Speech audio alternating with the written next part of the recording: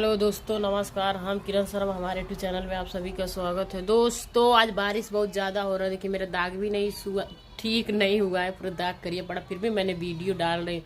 आप लोग मुझे सपोर्ट नहीं करो, लाइक सब्सक्राइब दबा दबा के करो, घंटी बजा के। दोस्तों देखिए आज भुजिया चावल बना है। ये देखिए भुजिया चावल बना है और यहाँ कोहड़ा का सब्जी बना है।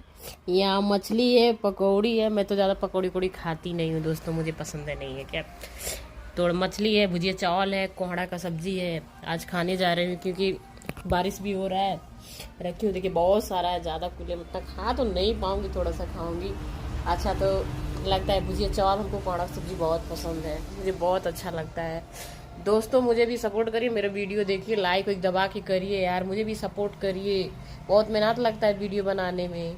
बारिश इतना तेज तेज हो रहा है, फिर भी मैंने बारिश में जाके 2-3 वीडियो डाली हूँ। अभी फिर बारिश होने लगा, चली आई अंदर।